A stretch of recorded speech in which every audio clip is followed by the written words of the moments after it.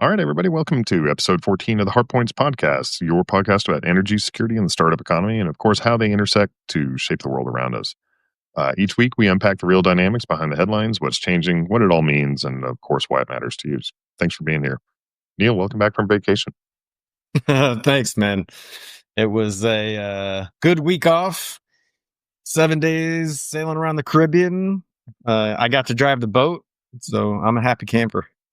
Yeah, well, a little sailing time is always fun for everybody. I used to do these. Sometimes the Navy would take me down to Key West, and I would always get my sailing fix by I would charter a boat and I would be the captain of it, and I'd get everybody else to pay for my sailing habit by calling it a booze cruise. Nice. Yeah. Everybody won. So there's that. Do you have any weather that you had to worry there? I saw that there was a tropical system that kicked up out there. Yeah, there was some really intense weather. We got wet several times. It was never, really threatening us. The winds were always, reasonable and no heavy, big seas or anything like that. But, for the most part, it was really beautiful. And then just like patches of heavy weather, but overall good. And it was the first time it was just me and my core family. So it was me, my wife, my two boys. And that was the best part of it for sure. You've never taken a family vacation before? Like just the four of you? Well, just never on a sailboat, just the four of us before. I'd always been with other people and, on somebody else's agenda, whatever. This was really, truly just the four of us. And, we got to see some really cool stuff. Dolphins in the wild, a manatee. We caught a couple fish. I mean, it was sort of the whole, exploration and, find new places and explore new things kind of thing. So really That's cool. awesome. You have any favorite ports of call? Yeah, our favorite ended up being a place called Spanish Wells, just on the Lutheran chain of the Bahamas. And there was just this like really quiet, sort of off the beaten path beach that, we ended up, we didn't really have an agenda. We just sort of started out in a general direction and picked places. We stayed this one place called Gun Point 3 nights because it was just so perfect. And, calm waters and, lots to explore. We hiked inland and jumped into one of those big blue holes, which was really cool. I'd never done that before. My little 8-year-old did like a 25-foot jump into the abyss. Go get him, kid. Yeah. I was shocked. I had no expectation he was going to do it, but he was like, I'm doing it. It's like, okay, man, go for it. Yeah. I'm feeling that Y chromosome taking a spin out there. He's like, got to go do this thing. Totally. It's also, we consider him the baby of the family. We shouldn't, right? You don't want to do that too much with the youngest because they end up feeling like they're the baby and acting accordingly. But for him, this was him breaking out a little bit, which was really cool to see. That's awesome. Well, it must be a real shock to come back to the reality, I guess. Here, I mean, technically that is reality, but like the world, the needs of the world are not pressing upon you at the time. No, it was a much needed break. I actually, was reflecting. I hadn't had a real unplug for about a year, and the mind needs that space to really disconnect and not be on our devices and on call, making decisions, all that stuff. So that was the shock. It took me several days to just let go and get into that mode. So it was probably like Tuesday before I really got into vacation mode, but it was good. It was really much needed. Yeah, hustle culture is such bullshit, and like it gets glorified a lot of times. But that's not to say don't work hard, right? You and I are not allergic to working hard and putting in the hours, etc. But mentally, in order to be your most effective as a father, as a CEO, as a human being, you need that time to just like not worry about things for a little bit, just to relax. Yeah. Yeah. So, well, speaking of getting back to reality, maybe I should talk about the news here a little bit. Okay. All right. Let's do it. All right. So here's the news you need today is July 7th, 2025. This will be airing on July 9th, 2025. Welcome back to the news you need. Let's walk through the biggest stories shaping the week, some heartbreaking, some maddening, all of them critical to understanding where we are as a country right now. First story is about a deadly ambush on some Idaho firefighters, wildland firefighters, who there was this horrific ambush that left 2 firefighters dead and another critically injured. Started out as a routine wildfire response near Coeur d'Alene. 3 wildland firefighters were caught in a trap. Authorities say that 20-year-old Wes Rowley intentionally set a blaze on Canfield Mountain, waiting and hiding with a rifle up in a tree, and then opened fire on the crew. Frank Harwood, 42, John Morrison, 52, were killed. Their crewmate, David Tisdall, 47, remains hospitalized in critical condition. Rowley's a former aspiring firefighter himself, had been living out of his car and had fallen into a deep psychological crisis. His past included family turmoil, abuse allegations, and some increasing isolation. Friends had noticed he had become paranoid and erratic in recent months. Pretty chilling example of what happens when mental health systems fail and people slip through the cracks. Local fire departments have now started requiring police escorts for wildland firefighting calls in certain areas, which is just fucking bananas. But a reasonable response as a result. So that's where we are. Not just a tragedy, it's also a little bit of a warning. Second news story of the day is the big, beautiful bill has passed. In Washington, a major legislative milestone just dropped. The quote, one big, beautiful bill, end quote, that's the official name of it, has officially become law. Backed heavily by President Trump and the GOP majority, 940-page budget and tax overhaul passed narrowly through Congress, despite protests from nearly every social policy and science organization. What's in the bill? Massive tax cuts for corporations, high-income earners, echoing the 2017 tax plan, but going further, also including the elimination of taxes on tips and overtime work. To offset the $3 trillion price tag, the big, beautiful cuts to federal spending, including in child services, healthcare, education, and science. Some of the most painful were Medicaid and SNAP are getting slashed, meaning over 11 million Americans could lose access to healthcare or food assistance in the coming years. Notably, this is designed to happen after the 2026 election, so you won't be feeling the consequences prior to your next ballot. Also looking at Head Start and Pell Grants facing reductions that will cut off childcare and college access for hundreds of thousands of families. The child tax credit actually did go up and went from $2,000 to $2,200, but those who could help shrinks, which means that working class parents, especially single mothers and those in rural states, will have less access to it. And then NOAA, the National Oceanic and Atmospheric Administration, is facing a 27% cut, which is going to connect to fewer launches of weather satellites. A lot of staffing has been gutted. I know some folks that work at NOAA, especially in some forecasting offices. So that brings us to Texas, our third story. Texas floods, deadly, devastating, and climate-fueled. Happening in the hill country of Texas, long known for its beauty and summer camps, was hammered by one of the most intense flash floods in recent memory. Starting in late Thursday night, up to 15 inches of rain fell in just a few hours. The Guadalupe River rose 26 feet in under an hour. Towns were caught off guard. Evacuation orders came way too late for many. Among the worst hit was Camp Mystic, a beloved summer camp for girls. Officials have now confirmed that 27 campers and staff were killed when the rising water swept through the dormitories, and it's part of a statewide toll that has now climbed past 82 confirmed deaths, with more still missing. Meteorologists say it's no fluke. It was climate supercharged storm with hotter temperatures across the Gulf. The atmosphere holds more moisture, which leads to heavier, faster rainfall. The flood was fast, lethal, and made worse by infrastructure that just really wasn't designed for what's become our new normal. And then our final story here is about the bird flu.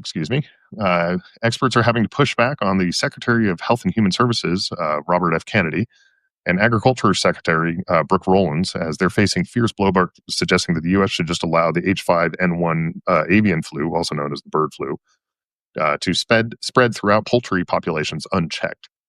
The idea, floated in internal memos and in media interviews, is that allowing the virus to run its course might just naturally select for resistant flocks, sort of a survival of the fittest approach to disease control.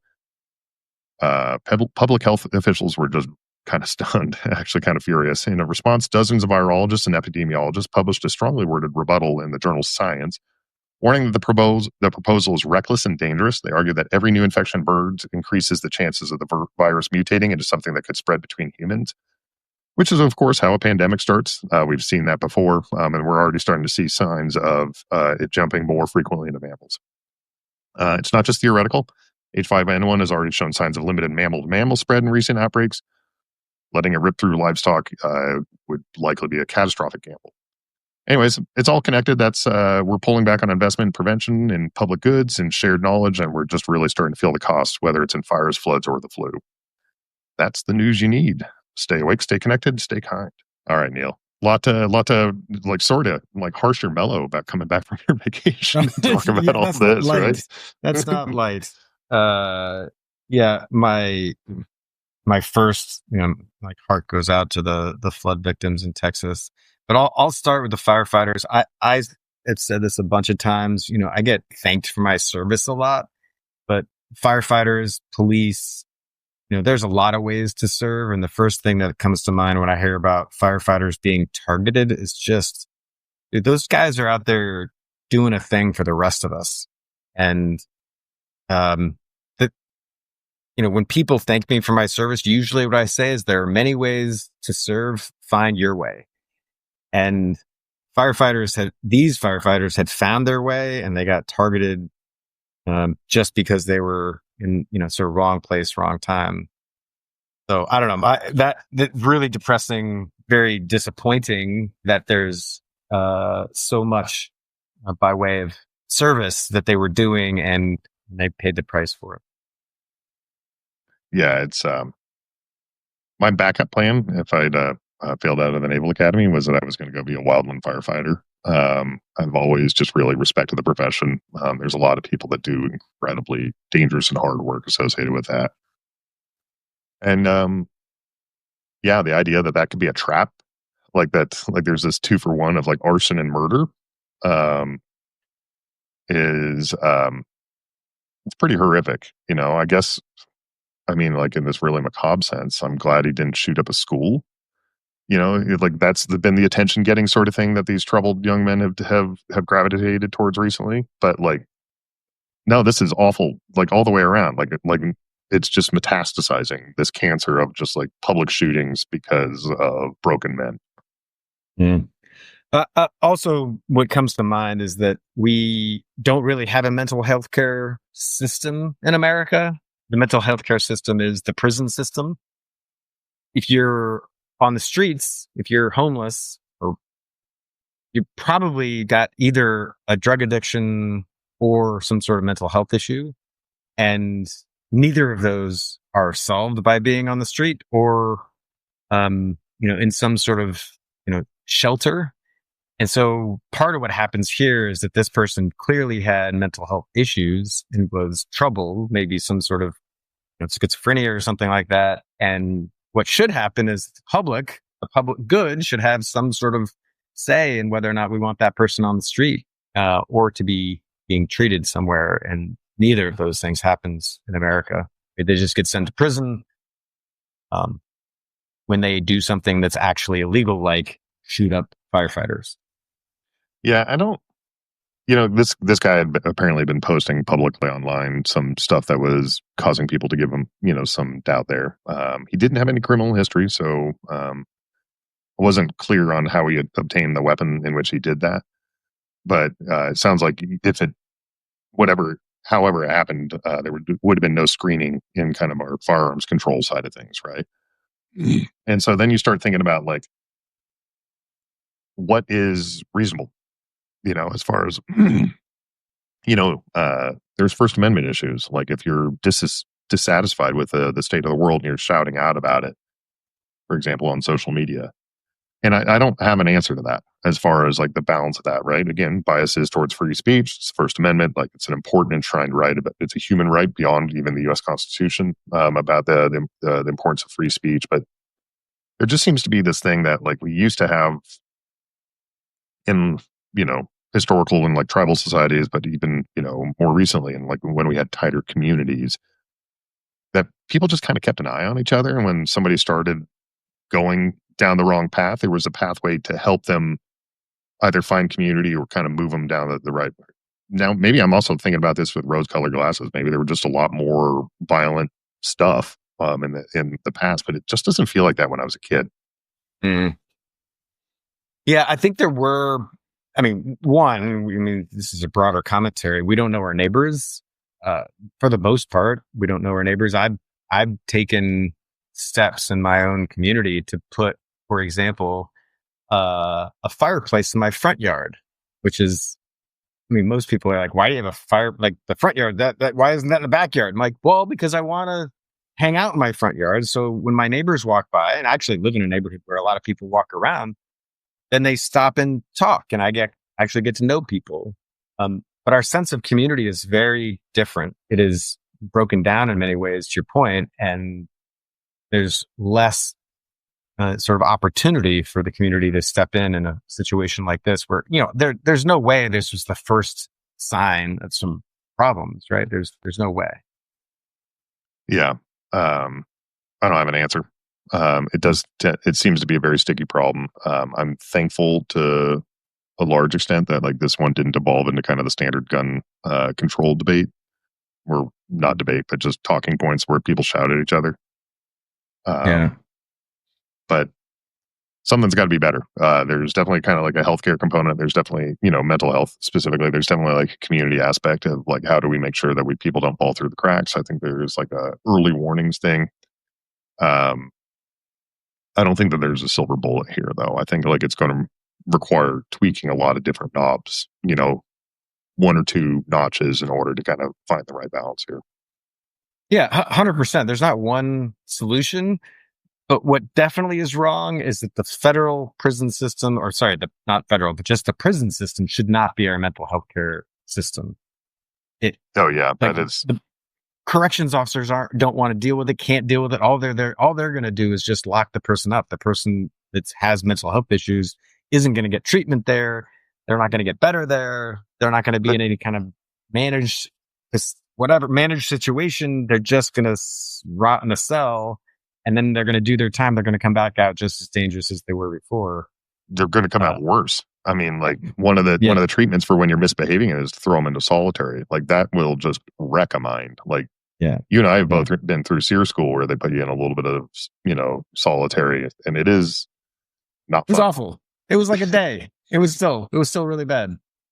Yeah. I borderline, I felt like it was borderline torture, and so like the fact that we do this routinely for weeks to months at a time for some individuals, like what do we expect coming out the back end of that? So yeah, no, like healthcare is not prison. Prison is not healthcare. Like they can overlap. Prison should be in its best kind of rehabilitating, right? They're supposed to be corrections rather than punishment, right? Theoretically. But that's just not the way we built our country right now. It's kind of interesting, actually. Go ahead. No, I was just going to say, what else is awful is the big ugly bill. I mean, they want to call it the big beautiful bill. I can't. There's not a lot of good in it. Not a lot of beautiful parts of it. Yeah, there's a lot of stuff kind of hidden in there. Tying it to the previous story, reminds me of a Frederick Douglass quote where he talks about something to the effect of, "It's easier to build strong children than to heal broken men." And so there's a lot of that just happened there. I looked at like some as we were prepping for this show, I was looking at some financial breakdowns, and for families that make less than $60,000 a year, this is going to be strenuous. And these were the people that were already having a hard time holding on. So like we're essentially, we just lit a bunch of time bombs. And that's going to have consequences 20 years from now, 10 years from now, where broken young men from broken homes are going to be acting out irrationally. And I think we're going to be all dealing with the consequences of that. Yeah. It just doesn't make any sense. Like if you take a step back and think about, this is like the Republican Party used to be about low taxes, limited government, and the makeup of the party was usually more wealthy white people. And now you've got an expanding of that coalition, a lot more working class people in that coalition. And yet the people who are writing the laws are still writing the laws on the old ideology, which is give tax cuts to the rich and hope they trickle down to the rest of us, and keep government small so that, it doesn't interfere with our lives. But in this case, it's just like, one, Trump got elected to bring down prices, and this is going to put upward pressure on energy prices. It's going to decrease our national security. The fastest growing sectors are getting kneecapped. And so you're going to end up with higher energy prices and higher prices overall. That's happening faster than, and yeah, most of these things happen 2 years from now after the next election. But some of that stuff happens immediately. And then fewer people are going to have healthcare. To your point, a lot of people are going to have less healthcare, Medicaid, less Obamacare. They're not going to feel that until after the elections. But like, this is not what he got elected on. Those two things alone. There's more, but those two things alone just don't make any sense. Which is, by the way, why Elon is against it. Not part of why he's against it. He's against it because also it runs up the national debt. But that's not the only. Yeah, there's that's another time bomb that's ticking there about the national debt and the fact that like when we were younger, people used to say like I'm socially liberal and fiscally conservative, and like that always seemed to be like kind of a reasonable thing, except for like in my lifetime, like nobody's actually been all that fiscally conservative. Everybody's they either spend the money on the on programs on the Democratic side, or they just cut the taxes for the wealthy on the Republican side. And it just continues to focus on, I don't know. I don't know what draws people to public service to do these things. Yeah, yeah. Well, I'll start with this. One thing that was really illuminating for me was a lecture I attended. This is probably 10 years ago now. Essentially, you start with the idea that the American dollar is the world reserve currency, and there's a bunch of reasons for that we might get into some time. But let's just for now, the world reserve currency means that as we borrow against it, we're setting the interest rate at which sort of those assets inflate, and therefore, in some scenarios, we can essentially borrow for free. We sort of control our own destiny in that way, and that's a really unique place because some places can borrow, but then they actually have to pay it back. We can borrow, and only a part of it we have to pay back. And because that's the case, for the last 50 years or so, we've been able to get social services like they get in Europe for a tax burden that's about half of what Europeans pay. And so our expectation of what the government will do for us is at this level of, let's just say Europe, I'm simplifying a little bit here, where they get some pretty good social services, not universal health care and things like that, but, like a functioning police force. We spend a lot on the military. We do a lot. We have a social safety net, for example, like Social Security, et cetera. But we pay a tax rate that does not pay for all of that stuff. And that has, it's part of what has allowed the US economy to outpace the rest of the world. So that imbalance is what you're pointing to there. And look, neither party is incentivized to raise taxes. The Republicans used to say we're going to decrease the size of government to match the tax rate, but they never actually did it. Which is part of why people are now saying we're actually going to do it. And that's what I think what Elon had in mind, is that he was just going to really crush government to make it a lot smaller. The problem is he didn't look into the big drivers like the social safety net, Social Security, and that. So I'm a little bit of a diatribe here, but I think the point here is that for me the bill makes no sense from any of those angles. It's a redrawing of back to 20 years ago in terms of like what the Republicans have always wanted to do, which is cut the social safety net, Medicaid in this case, and they're not paying for it. Like, again, no party has paid for it for a long time. Yeah, they're just there is no evidence that trickle down economics works. It was an okay theory. People tried it, but Ferris Bueller. I mean, we remember that line, like voodoo economics. Like we've known this for a long time. It's been around for 40-ish years. It was an interesting theory. People gave it a try. It just doesn't work.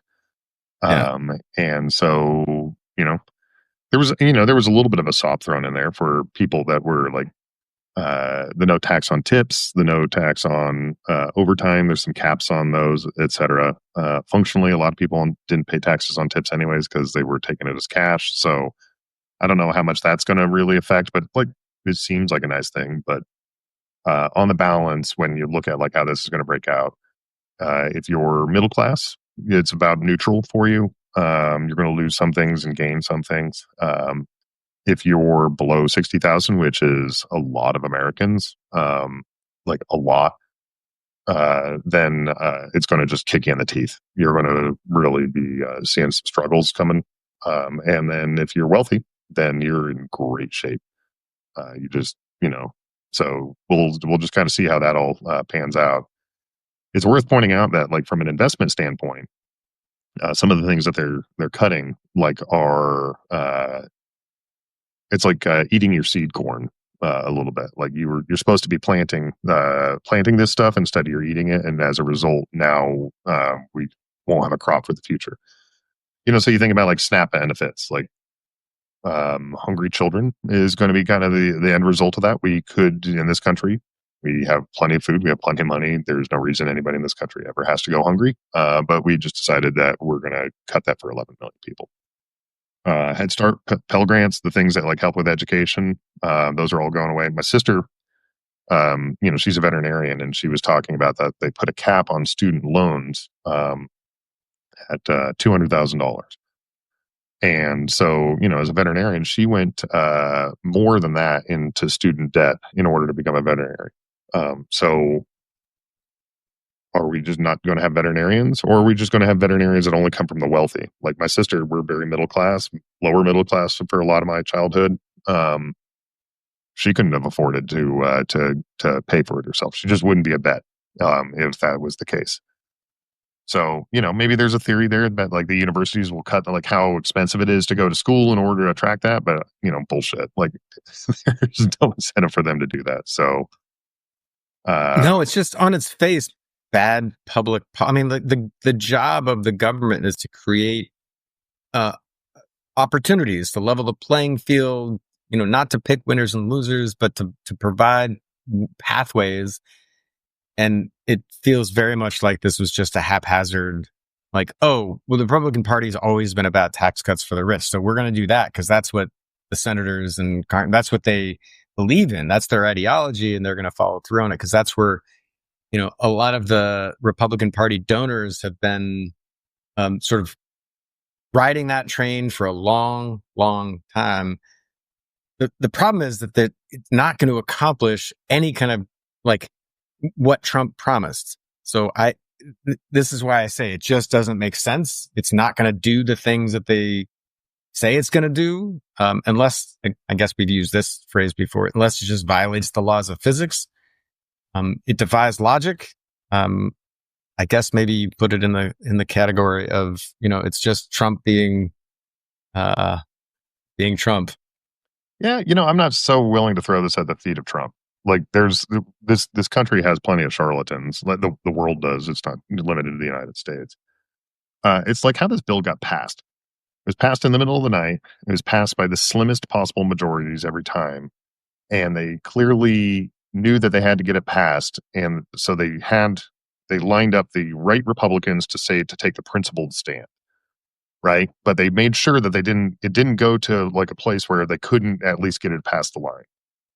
And, the idea that like we see like in the Republican senators that you see kind of this rotating cast of characters that are ostensibly the moderates, the Susan Collins and the Lisa Murkowskis of the world, et cetera, that are, they take principled stands, but it's not on every bill. Right? Like they express grave concerns, but then they somehow find a way to get 50 senators to vote so that way they can get JD Vance as the VP to vote and break the tie. They always find a way to always do it. And it shows me a lack of principle amongst at least the Republican Party now that they're in the majority. They know this is wrong. They know it's bullshit. They know it's going to hurt their states and their constituents. I don't get why they don't have a fucking backbone. Yeah, I think start with all politicians, and I don't think this is just a Republican problem. I think the Democrats did the same sort of I mean, there is a whip because they get whipped into line, right? Their motivation is money, status, and power. Their motivation, therefore, is to stay elected. And I think in this case, to your point, like this got past the middle of the night. The way you know that's true is that this is not the thing that most Americans are talking about. This is stuff we talk about because we're paying attention to the news and we're more involved than most. But most Americans are not talking about this. They were talking about the Diddy trial. They were talking about they were scared about the Iran war. You know what did get a lot of news was the ICE raids, and still getting a lot of news. That's the ICE raids. This big ugly bill didn't get almost any news coverage. And so people aren't pissed off about it. They don't know what's happening. And therefore, the elected officials are really more worried about getting primaried. And they all got threatened with primaries. Even Murkowski, I think, generally insulated and probably can get elected no matter if she's an independent or a Republican. I think that's the tipping point for them, is if they start feeling threatened, like the Republican machine or the Trump machine is going to turn against them and they could potentially get voted out. I mean, look at Tom Tillis. He said he's not going to run again. It's precisely because of this. He's getting raked against the coals and he's getting threatened with getting primaried. He's at the point where he's just like, I'm just out.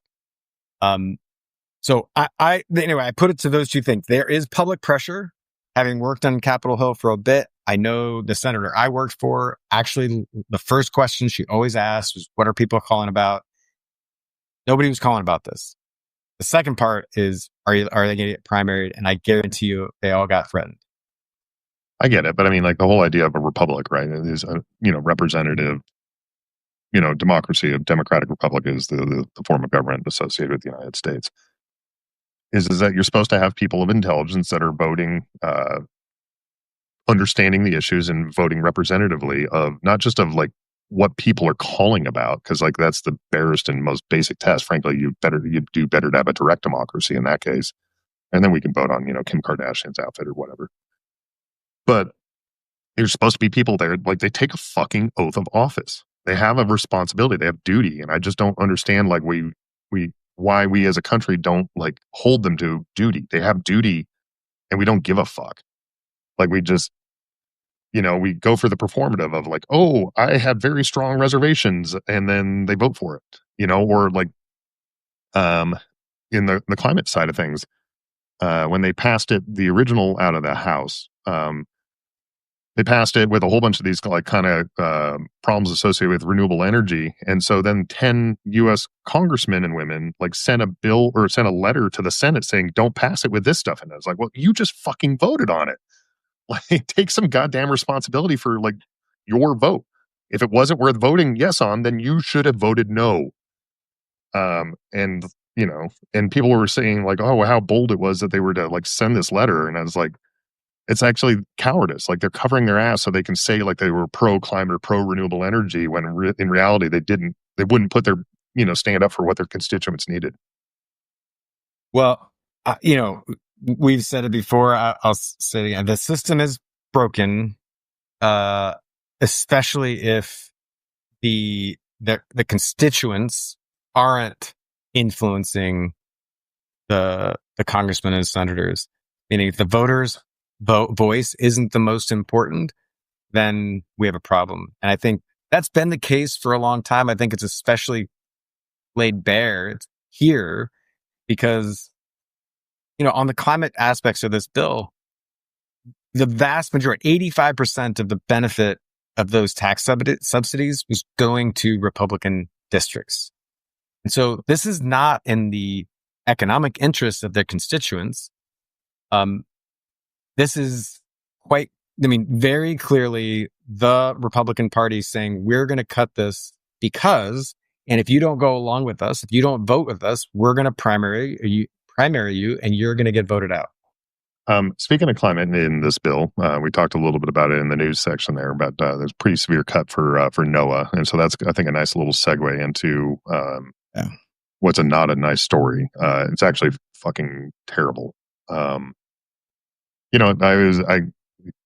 hits home. You and I have kids that are about this age that are going to summer camp. My two children are actually at summer camp right now, and I'm trying to imagine what it would be like to be a parent to like they had a rainstorm and my child disappeared. Like I just like Yeah. I Unfathomable. yeah, it's hard to swallow what that would be like. So yeah, my heart goes out to all the camp. It was Camp Mystic, I think was the name of the camp, and Mm, it wasn't just children. There yeah. was also some counselors who were swept away, and then a lot of other people outside of this camp. But that's just kind of the most I mean, drastic. it is insane. You read that the water rose 26 feet in an hour. I can't even imagine how fast that that is. How, there's no getting away from that, I guess is where I'm going. I, this brings me back to the bigger question here, though. Like we have to adapt. I keep railing on this. The climate is changing. It's turning me into more of a prepper than I ever was. Um, we have to adapt. And as a country, like cutting NOAA while the climate is changing and we're trying to keep up and explain things is just the wrong direction. We're also cutting, or at least I don't know what's going on with FEMA. Maybe you do, but like I read that FEMA is going away. That's the Federal Emergency Management uh, Agency. Agency. Thank you. And like I, how is it that we're divesting from this stuff while the climate's getting while weather events are increasing in frequency? I don't get it. Yeah. I would challenge your assertion there's no getting away from it. There is getting away from it with proper preparation and warning.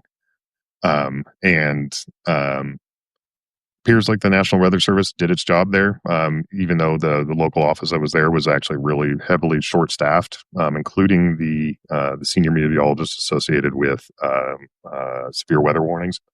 Mm, So those public servants did their job. They got they got it out. Apparently, there was a bit of a disconnect between the local authorities that were supposed to be able to get this out there. It's not sure whether this camp even had a program associated with this. It's like I would imagine being in Texas, they probably had a plan for like what to do for tornadoes and things like this. But like mm, that's one of these things where like these 1 in 1,000 year events now are not 1 in 1,000 year, and so like we don't plan to 1 in 1,000 years because it seems so remote and improbable. But like they're not so remote, they're not so improbable because it's not really 1 in 1,000 year events anymore. It's more like once every 100 years or once every 50 years. And that's a very different risk threshold than, a 0.1% risk instead of a 1% risk. yeah. Yeah. Well, clearly this is not the time to divest from it though, right? Like, No, it's, and it goes to the idea of like public infrastructure is more than roads, right? Like it is the weather balloons that we launch in order for us to know what's going on there. I was watching a social media clip online and it was actually a video of a local news weather forecaster who was talking about like what some of the projections were, and he said, "No, this I need to put this out there, but there is like a potential for 15 inches of rain in here, but that seems very extreme. I think the much more likely is this." So the news was out there. The weather forecasters did the work. There was a breakdown in the human systems associated with that, but it's I think with mirth maybe worth talking about like what is the climate footprint of why something like this happens. Um, so somewhat paradoxically, people think about that like warmer air holds more water, and as a result, typically in most scenarios, warmer air means that you get drier, lower humidity because there's just only so much water. So because the volume of water that can be held, it's the same amount of water relative, like you actually get lower humidity. But in places where you do have like a lot of water, for example, near the Gulf of Mexico, in river valleys, etc., that means you can just hold a hell of a lot more water. And so, um, this is the second catastrophic flooding event from heavy rains associated with tropical air masses in the last 12 months. The other one being all the floods associated with North Carolina and Asheville, and so this is to your point is like um, the prepper in you should not be thinking about like, oh, how much food or guns can I buy? the prepper in you should be thinking about like, what are the risks that I have actually never actually thought about? Um, here in Denver, I think I've never thought about it, but wildland firefighter in an urban area might be actually my biggest climate risk. Um, and the example was up in Louisville a couple of years ago when, one December morning, it was a little windy, and that afternoon, most of that town in Superior were gone. So, I don't know if, I don't know how to get that into the public consciousness other than like, you know, horror stories of losing a camp full of little girls. Like, I just like, what, like, is there a better way that we can do this? It is system. You mentioned human. I think it is a different mindset. It's recognizing that the weather patterns that we've come to expect, and that's really, to me, if I'm a parent sending my kid to a camp, and if I'm the camp supervisor or like organizer, I'm thinking about, the potential for bad weather events in a certain context, which is the context of what I'm seeing over the last 50 years or my lifetime. And that context is different now. It is changing. This is part of why, what you said is it's so important. Like how Noah plays a role to help us understand what's coming, not what was, and changing our behavior because we're going to be more and more exposed to things that just haven't been common previously. Yeah, it's a hot mess. Speaking of hot messes in science, we also have the guy that thought it would be a pretty fun joke to drop a bear. Was it a head? No, it was a bear carcass in Central Park. Is this, the story I'm talking about? Yes, yeah, but you should explain. Not everybody is. Yeah. So Robert F. Kennedy Jr., prior to his position as the Secretary of Health and Human Services, found himself a bit of a practical jokester when it came to animal carcasses. So in one particular, he found some roadkill black bear and decided to dump it in Central Park. So he drove it all the way to New York City and left it there. There was another story told by his daughter of where they found a whale on the beach, a dead whale. So he cut the head off and he put it on the roof of the family sedan and drove around with that, like, which is just like, Wild. anyways, the guy legitimately has brain worms. He's said that as much that he had like the parasitic infection of his mind. So he sure acts like it because this whole story about like, you know what, let's just let bird flu run unabated seems just fucking bananas. Yeah, I mean, look, he has some, I think, good ideas, despite all of his madness. I think there are parts of what he says really makes a lot of sense to me. Like, for example, the public health officials with COVID didn't get everything right. Like, there were some things that they just completely effed up. Those health officials are fallible. They're human. They're going to make mistakes. Science isn't perfect. Science is in many cases, we make decisions based on probabilities and based on limited evidence. So I appreciate questioning sort of the status quo. Yeah, I also think it's, and to his point, America is not healthy. Like we're doing a lot. We are far from healthy. Just every time I go overseas and I come back, I get off the airplane, I'm like, man, everybody just got a lot bigger. We're as a country, we are just big because we don't eat well. And I think it's just loopy that we eat so much stuff that is processed and isn't real food. And I think there's the movement to go back to eating things that are actually healthy for you and actually have nutrition. All that seems right. But of course, then nobody can just go like a normal person, like the right amount of far in questioning the status quo. He has to go too far.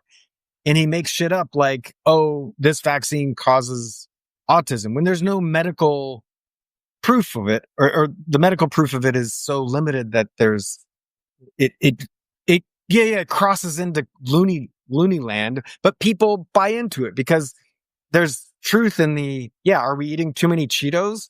For sure. We should eat less Cheetos, less McDonald's. We should eat more apples and bananas and real food. But also the fucking vaccine that you're saying causes autism doesn't actually do that.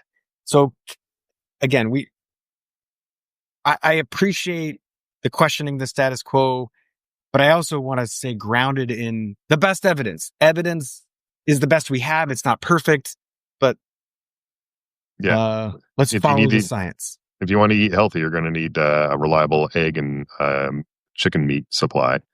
And apparently, he's not interested in that, nor is the agriculture secretary. Um, yeah, I mean, I guess their idea here is let it run abated. There will be like some survival Darwinian process that'll happen in the chicken coop, even though they're all of like the exact same genetic stock. So like, it's really just going to wipe out every fucking flock there is out there for the most part.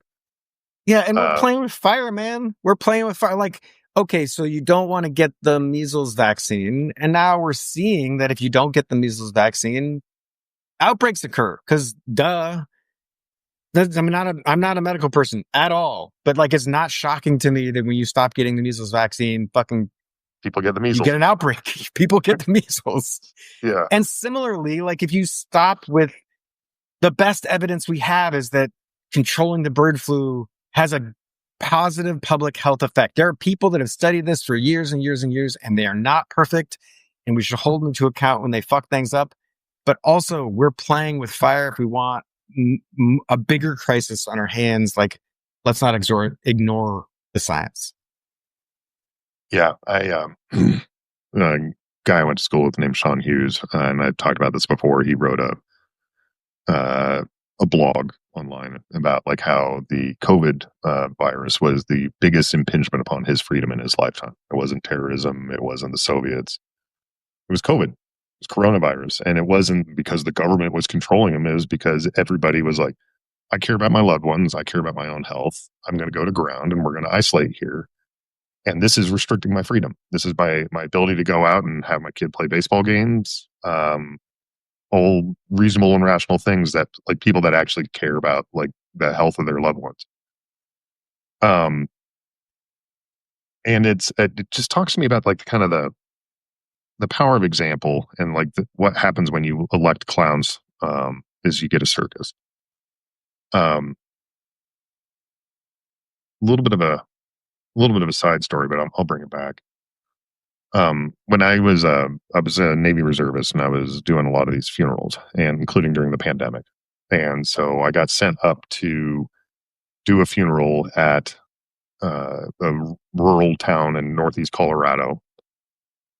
You know, heavily red, ruby red district. I'm sure there was Trump signs all over the place there, and this was during you know when this was. I'm trying to remember the timeline here. This was in early 2021, so it was after Trump had left office the first time, but there were still a lot of Trump signs up, et cetera.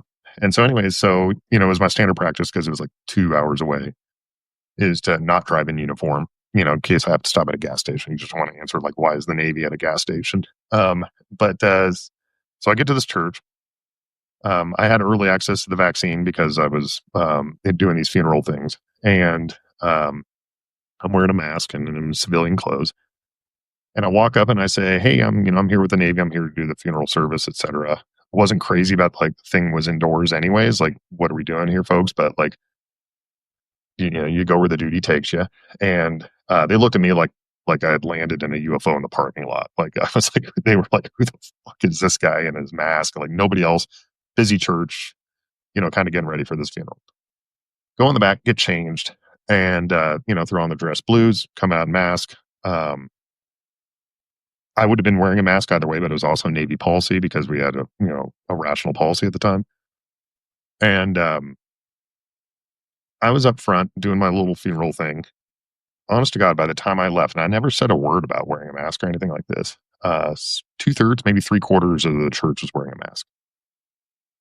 And it was like, just to me, like the strongest possible about like setting the example of like, if you do the right thing, especially if you're in a position of authority where people respect you. And I was in a church that very much respected the military, you can absolutely change behaviors. It also told me that like almost everybody had a mask and they didn't want to look stupid. They'd rather hurt themselves or hurt somebody that they care about, because they didn't want to look stupid for wearing a mask. Um, and once you gave them that little bit of social permission. And so I just think about like, what are we doing here? Right.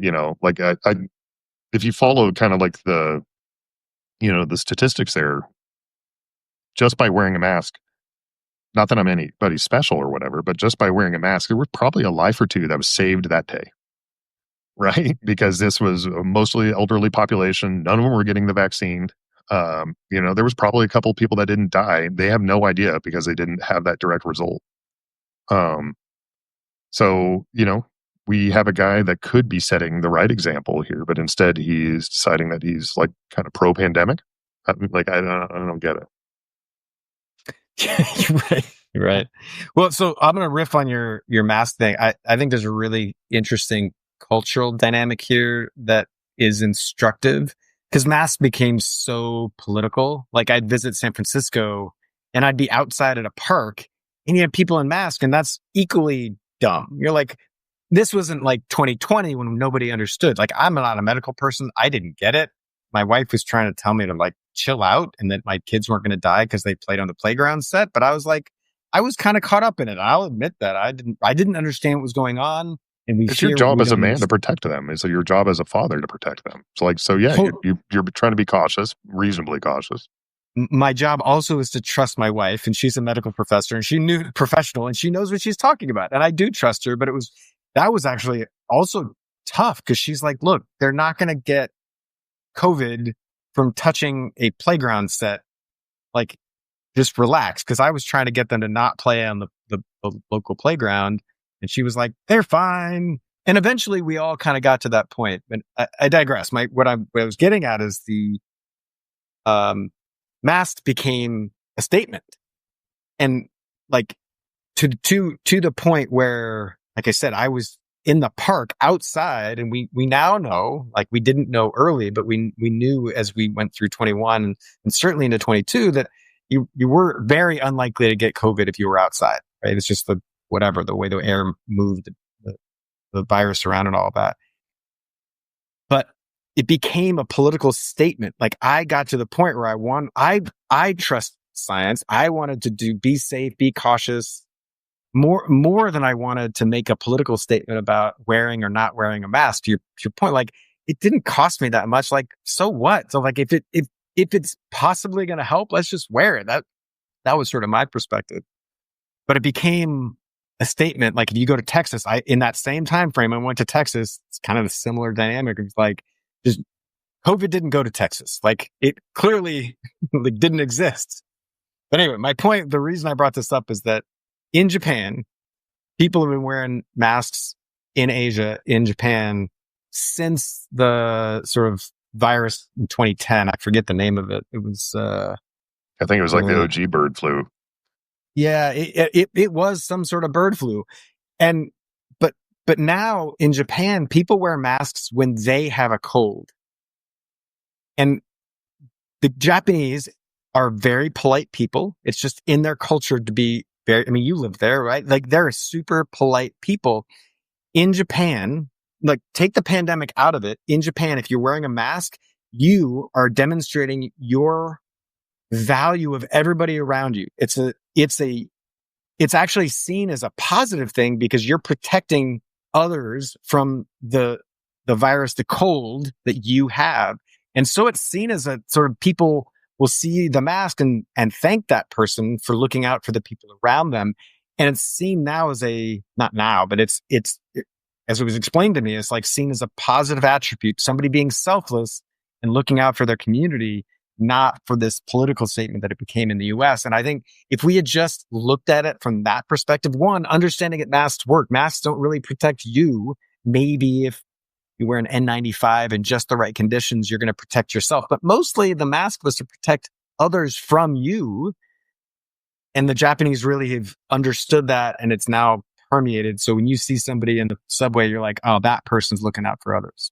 Yeah, it was, I think it actually predated the bird flu. Like I was stationed there in 06 to 09 and yeah, people were wearing the masks then too. Like I loved that aspect of Japanese culture, and the fact that they were wearing that mask to protect others around them, and just to, I get it. You have to go to work sometimes when you got a little bit of a sniffle or a sneeze, and it's miserable to sometimes to wear a mask, especially when you got that runny nose and all the rest of it, man. Oh, yeah. It's Lindsay still has to deal with this at work, because she does the doctor thing, and so she's got a runny nose and wearing a mask, and like it's just not fun.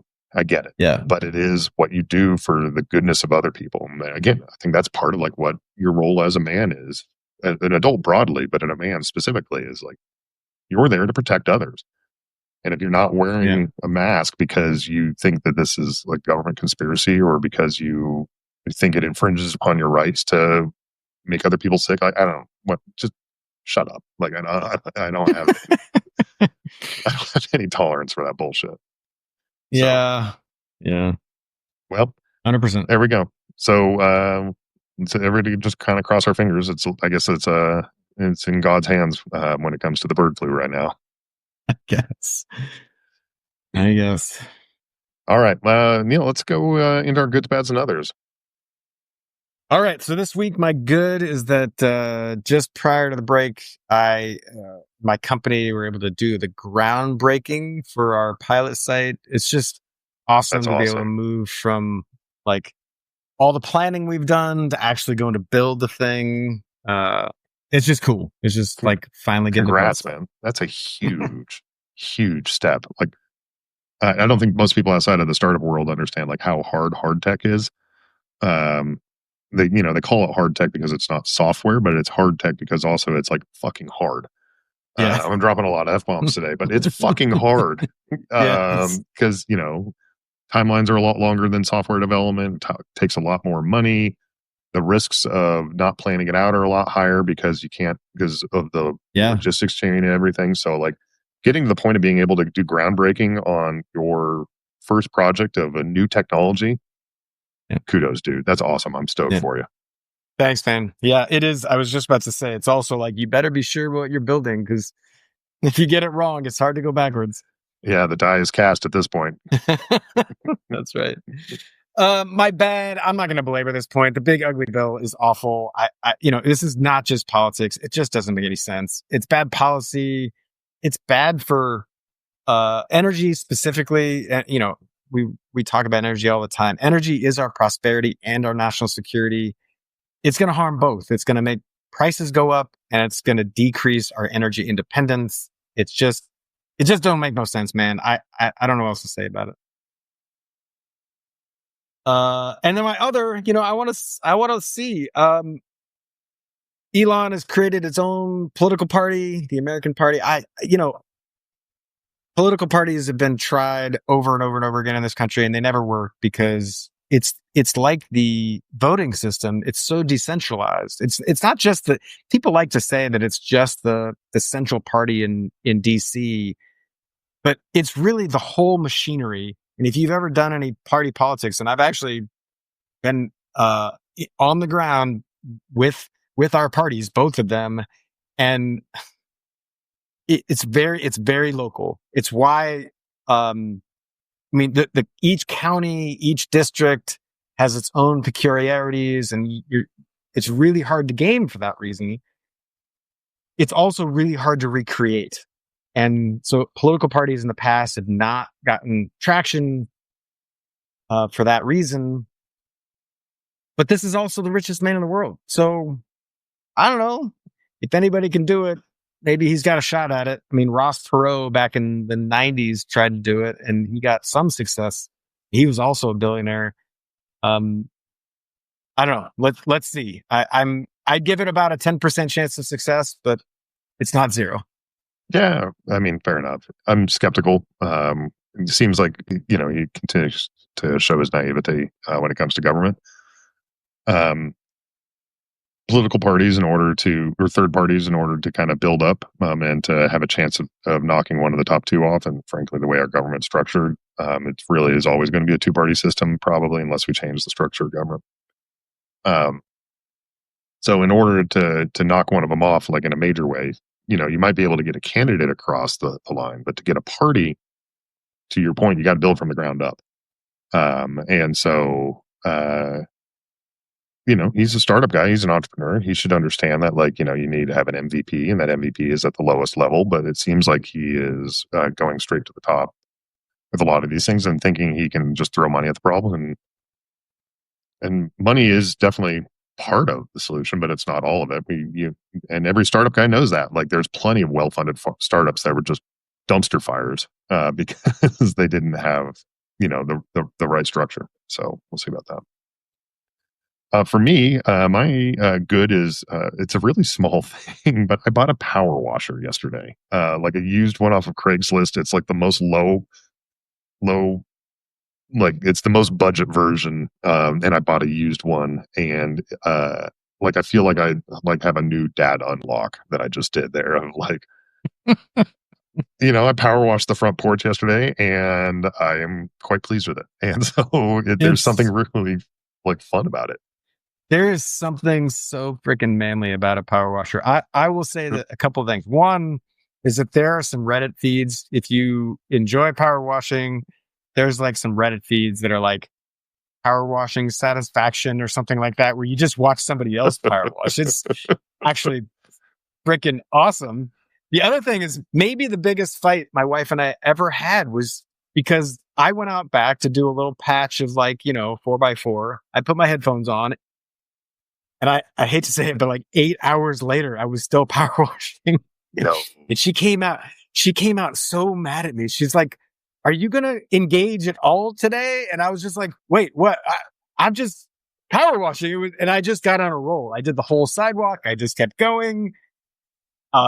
Anyway, I do not recommend that. Just watch how addictive it is. But I understand what you're saying. Yeah. Okay.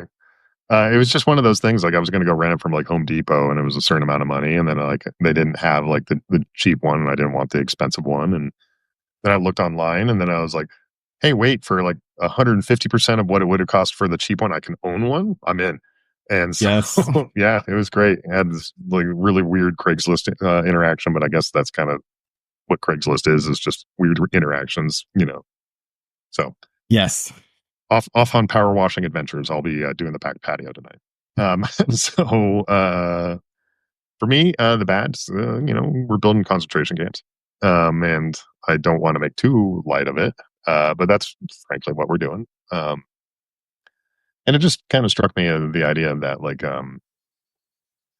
this country never talks about building 3,000 beds for homeless people, like ever. But in a few days, we can, create this, this suffer porn, that we're going to take out on immigrants, to build something like that out in a swamp. Yeah. What are we doing, man?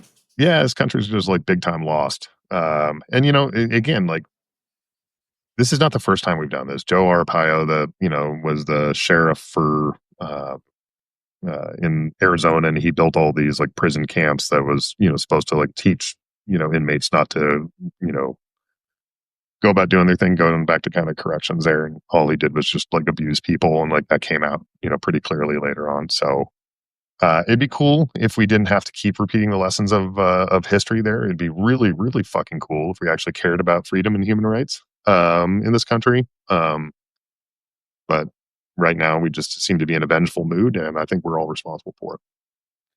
And then my other was on Thursday night, July 3rd, my mother-in-law, Carol O'Neill, passed. And surrounded by family, very well loved in many ways. It was the kind of passing that I think we'd all want. Like, number one for me would be is like, I'd like to die unaware in my sleep peacefully. Nobody knows that it was coming. But like, second would be like no pain, a relatively quick, but not immediate passing where all my loved ones could get around me. And she did. She had everybody at one point or another. And so, she's in a better place. And, my faith kind of tells me that I'll see her again, or at least I hope I'm going the right way. So, because I'm quite convinced she's there. She had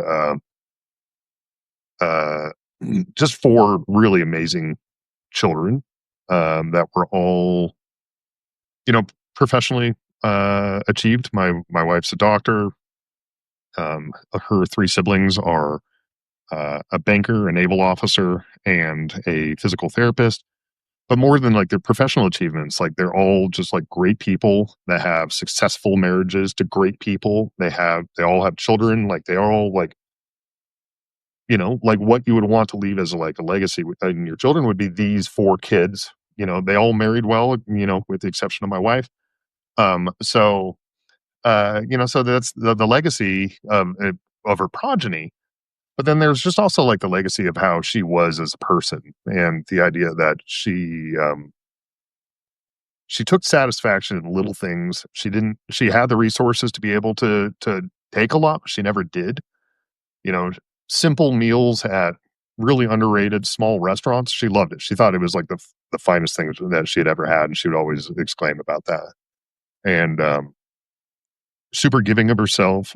She tutored Afghan women that were immigrants to the United States on English. She was part of like, quilting clubs and sewing societies. So she leaves a pretty big wake. And so the thing that I'm watching, and the other part of it is I've just been so impressed with all my wife's family, actually, and about like how they've kind of come together and everybody's been kind of moving forward. But I am concerned. She was such the matriarch of this family and kind of held everybody together. I want to see how this moves forward and make sure if I can be part of it, and how to kind of keep them all together too, because she was absolutely the glue. So, Mm-hmm. anyways, Carol O'Neill, I'll see you later. So, That's tough, man. I know it's the time for the family and for you to really honor her, and it sounds like she really has left an amazing legacy. As I think about what I want people to say about me when I go, it's a lot of what you just described. Remembering who she was, what she appreciated, and how that value is translating to you and to her grandkids, and that she was. It's no accident that she had four stellar kids who are leaving their own legacy now. So yeah. I used to joke about like I think that mother-in-laws sometimes get a bad rap because like I loved mine. And I'm not sure like she was a representative sample of mother-in-laws or so. Anyways, I appreciated her. yeah, yeah, Well, I think that's all the time we've got today. Neil, you want to read us out? yeah. We'll do. That's it for this episode of Hardpoints. Thanks for listening and for being a part of the conversation around energy, national security, and the startup world. If you found today's episode useful or thought-provoking, make sure to follow us wherever you get your podcasts. And if you're feeling generous, share it on social media or send it to someone who'd appreciate it. Thanks for joining us. Hardpoints is produced by Jordan Garuso and brought to you by the Valor Media Network. We'll see you next week.